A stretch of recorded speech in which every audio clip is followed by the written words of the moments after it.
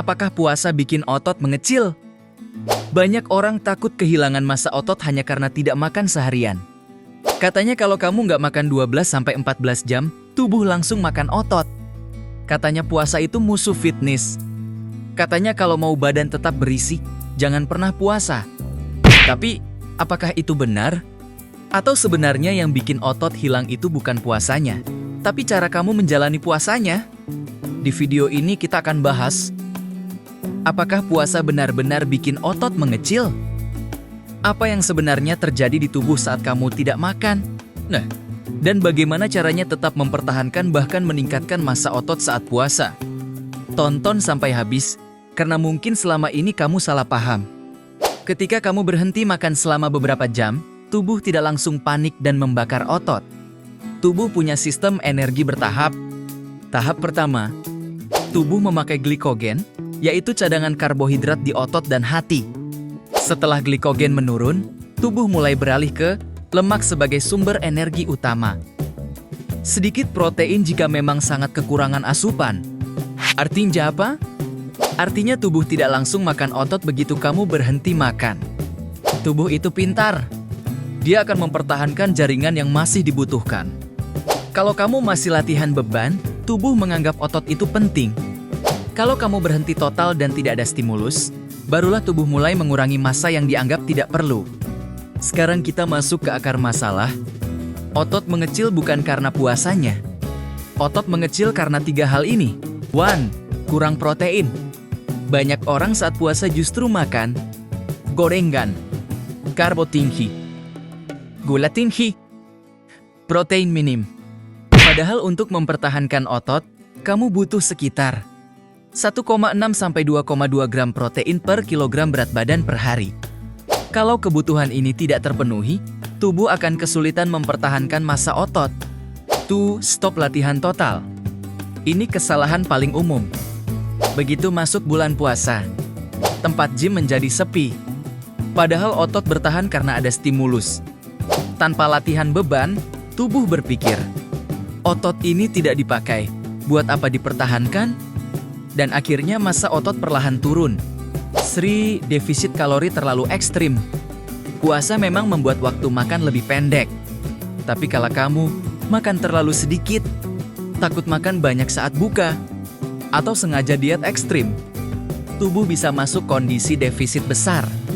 Dan dalam defisit besar ditambah lagi tanpa protein cukup dan tanpa latihan, ya, otot bisa turun. Yang menarik, beberapa penelitian tentang intermittent fasting menunjukkan bahwa selama asupan protein dan total kalori tetap cukup, massa otot bisa dipertahankan. Bahkan puasa bisa membantu. Sensitivitas insulin membaik. Kontrol lemak lebih baik. Body fat turun tanpa kehilangan otot signifikan. Artinya apa? Puasa bukan musuh. Yang salah adalah strateginya. Kalau kamu tetap latihan beban 3-4 kali seminggu, protein cukup saat sahur dan buka, tidur cukup, tidak defisit ekstrim, otot kamu aman. Ada beberapa opsi. 1. Latihan 30-60 menit sebelum buka. Keuntungannya, selesai latihan bisa langsung makan dan minum. 2. Latihan setelah buka 1-2 jam setelah makan ringan. Energi lebih stabil, performa lebih bagus. 3. Latihan setelah tarawih kalau kuat. Cocok untuk yang mau performa maksimal. Yang penting, jangan latihan terlalu berat tanpa perencanaan cairan dan nutrisi. Ini contoh sederhana.